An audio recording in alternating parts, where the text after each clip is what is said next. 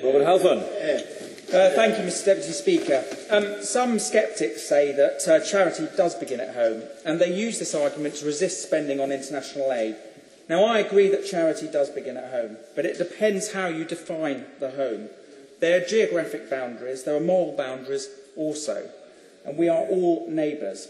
Just because someone may live thousands of miles away does not mean moral boundaries are any different. We should be building bridges, not walls. And when aid is well spent, it is hugely in the national interest. And I know that the Secretary of State knows this when he came to my constituency before the election to meet with a Paralympian, Anne Wafula Strike, who does so much work with Africa. However, for aid to work, we need three things: more bilateral aid, more know-how, and more transparency. I believe that aid must cut out the middleman.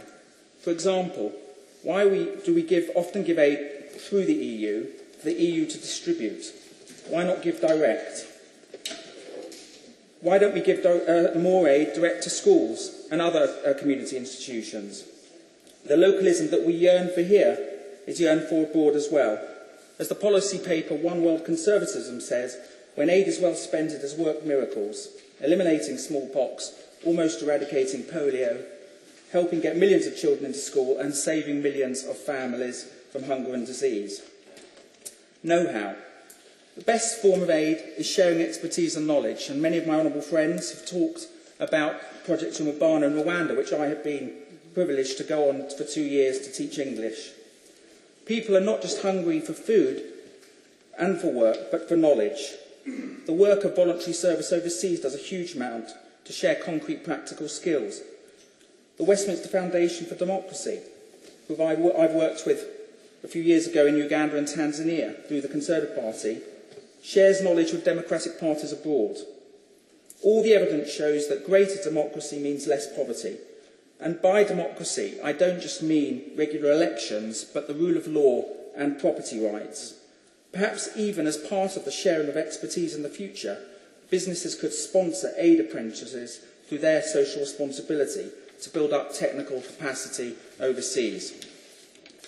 Transparency. We need a much clearer idea of where our money is going.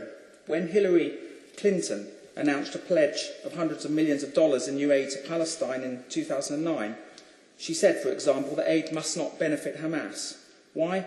Because she knew that aid that had gone to the Palestinian Authority in the past had ended up in the wrong hands. This is just one of many examples around the world, but it proves that transparency must be at the heart of what we do and what we demand from our partners. That's why the revolution in open government is welcome. Taxpayers should be able to track overseas aid on the internet from the moment it is allocated to the moment the results are delivered. I also welcome the proposal in One World Conservatism paper for the 40 million My Aid Fund, which would be controlled by the taxpayers.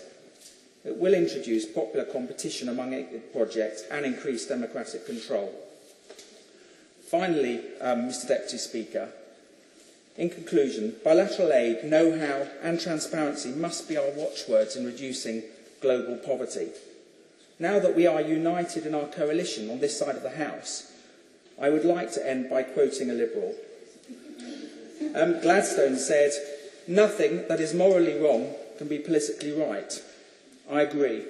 Helping our neighbours overseas is morally right, it is politically right, and it will ensure that the British Isles continue to be a beacon of light and hope for the most vulnerable in our world. Yeah.